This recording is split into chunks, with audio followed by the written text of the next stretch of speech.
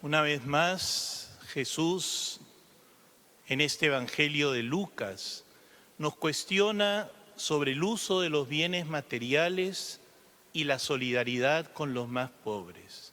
Muchas veces hemos comentado esta parábola del rico llamado Epulón por la tradición y el pobre Lázaro. Yo quisiera decir simplemente algunos puntos y luego centrarme en cómo aplicar esta parábola a nuestra realidad. En primer lugar, es la continuación del Evangelio del domingo. Recuerden que el domingo Jesús decía: háganse amigos de los pobres con el dinero injusto, para que esos pobres en su momento los reciban en las moradas eternas. Y eso es justamente lo que no hizo este hombre rico de la parábola de hoy. Por otro lado, el ser humano tiene en su responsabilidad el destino eterno de su propia existencia. Es verdad que la salvación es un don de Dios, que Dios es misericordioso, que Dios quiere que todos se salven. Pero Dios también respeta nuestra libertad y de las decisiones que nosotros tomamos en esta vida, especialmente la manera como nosotros vivimos la caridad y sobre todo con los que sufren, va a depender nuestra salvación o nuestra condenación eterna. Y ese destino es un destino irreversible. Miren que dice la parábola: no se puede pasar de allí hasta aquí, del cielo al infierno, ni del infierno al cielo. Por otro lado, Lázaro no se salva por ser pobre, ni el rico se condena por ser rico. Ser rico no es ningún pecado y ser pobre no es ningún mérito. ¿Por qué se salva Lázaro?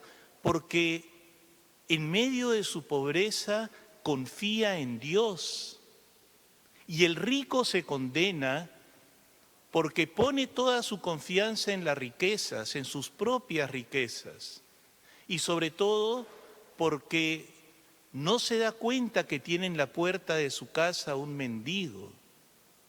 Y se cierra al amor. Y porque se cierra al amor, no puede participar del amor eterno de Dios. ¿Cuáles fueron los pecados de este hombre rico? Fueron fundamentalmente dos. El primero es el derroche. Dice la parábola que banqueteaba espléndidamente todos los días y se vestía de púrpura y de lino. Y también nos cuenta la primera lectura donde el profeta Amós denuncia el derroche que hay en Israel. Ay de aquellos que duermen en camas de marfil, se recuestan en lujosos sillones, comen los corderos y terneros del rebaño, beben vinos en elegantes copas, se ungen con perfumes exquisitos y no se apenan de la ruina de José, es decir, de la ruina del pobre. El derroche es un pecado, queridos hermanos, no porque yo haya conseguido el dinero con mi propio esfuerzo, con mi propio trabajo, puedo hacer lo que me da la gana con él. Sobre todo bien, sobre toda propiedad privada, pesa una hipoteca social. Y nosotros tenemos que usar nuestros bienes para satisfacer nuestras necesidades y las de nuestras familias, pero sobre todo para hacer el bien a los demás. Y ese es el otro pecado de este hombre rico, la indiferencia.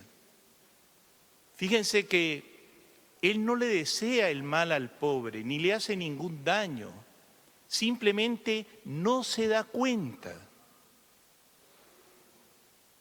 Y a veces nosotros cuando nos confesamos, nos olvidamos de confesar un pecado que es importante y es la omisión. Ese bien que hemos podido hacer y no lo hemos hecho. Y a veces no lo hemos hecho simplemente porque estamos tan centrados en nosotros mismos que no nos damos cuenta lo que necesitan los demás. Dicho esto, hay dos temas que yo quisiera desarrollar brevemente. Y es que esta parábola, en la realidad que vivimos hoy en el país, nos invita a vivir la caridad con los pobres, en plural, en general, y la caridad con el pobre, en particular.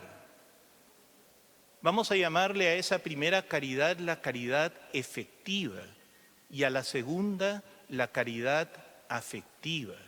Ambas son importantes, ambas se complementan, ambas de alguna manera se requieren la una a la otra. ¿Qué cosa es la caridad con los pobres? ¿Quiénes son las personas que más sufren y a quienes más afecta la crisis política y económica que estamos viviendo en el país? Ciertamente son los pobres. Por cada punto que dejamos de crecer en el Producto Bruto Interno, son cientos de miles de personas que pasan de la clase media a la pobreza o de la pobreza a la pobreza extrema. Por cada proyecto minero que no se concretiza, se pierden miles de empleos. Se dejan de gastar millones de soles en salud y educación para las personas más pobres. Por eso, cuando la economía se ralentiza, cuando la inversión se paraliza, crece el desempleo, crece la pobreza, y no estamos hablando simplemente de cifras, estamos hablando de personas concretas, familias concretas, que tienen nombres y rostros concretos y que sufren física y moralmente. Por eso, la primera manera de ayudar a los pobres es invertir en el Perú. Y eso hoy supone un riesgo, supone valentía. Invertir en el Perú, dar empleo digno, pagar la seguridad social, pagar salarios justos y esforzarnos por ayudar a todos aquellos Lázaros que están desesperados en nuestras calles. Por eso, la caridad con los pobres no es cuestión de gestos para la tribuna, esos gestos infames que hemos visto con los niños con cáncer, que realmente indignan. La caridad con los pobres implica trabajar por el desarrollo del país.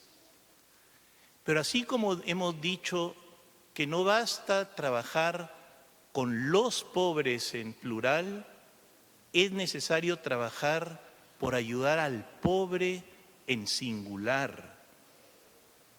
Fíjense que en la parábola hay un detalle que a veces puede pasar desapercibido. El rico no tiene nombre.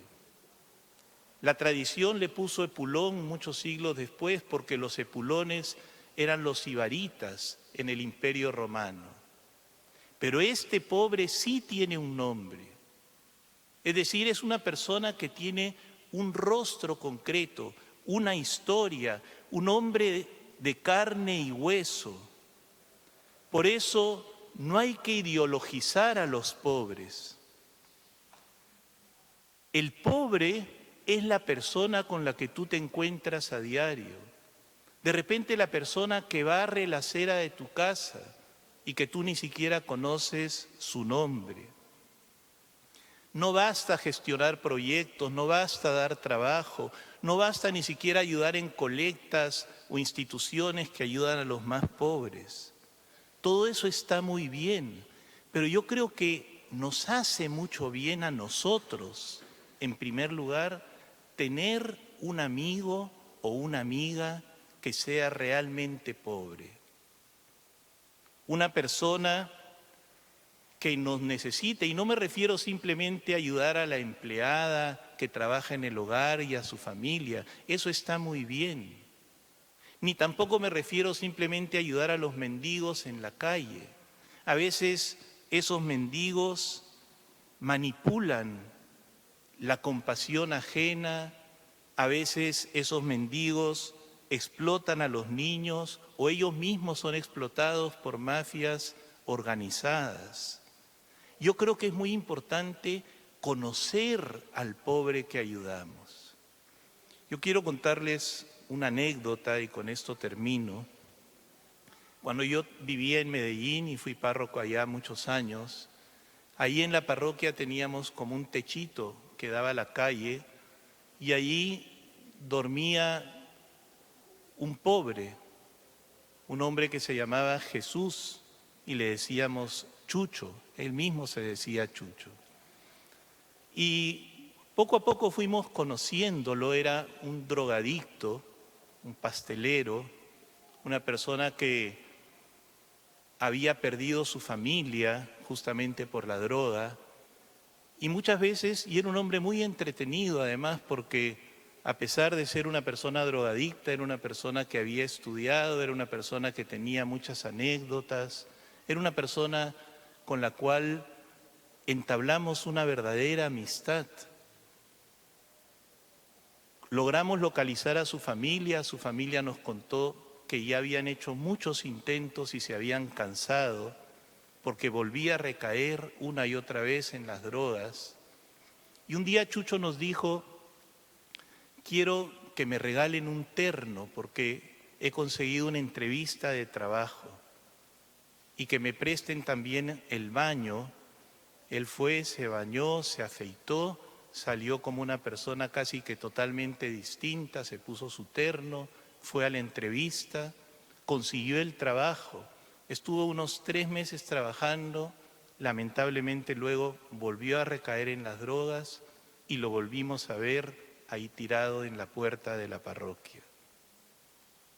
Pero mucho tiempo después logramos que entrara en un centro de rehabilitación y pasó un buen tiempo en el centro de rehabilitación. De hecho, lo visitábamos con alguna frecuencia.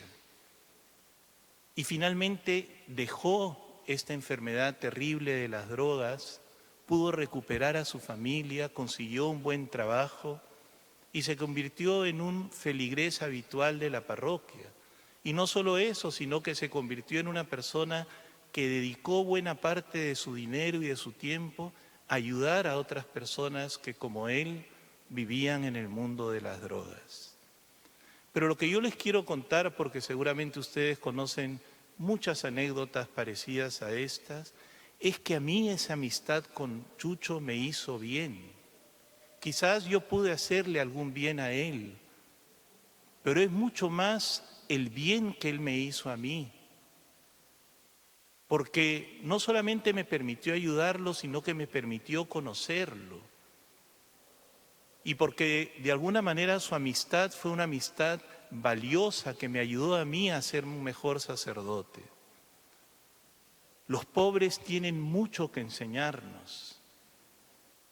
Por eso, queridos hermanos, pidámosle al Señor que no seamos indiferentes, que no caigamos en el derroche, que seamos personas que utilicemos nuestros talentos y nuestros recursos para ayudar a los más pobres.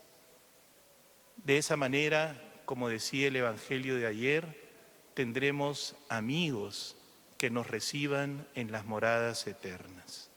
En el nombre del Padre, y del Hijo, y del Espíritu Santo. Amén.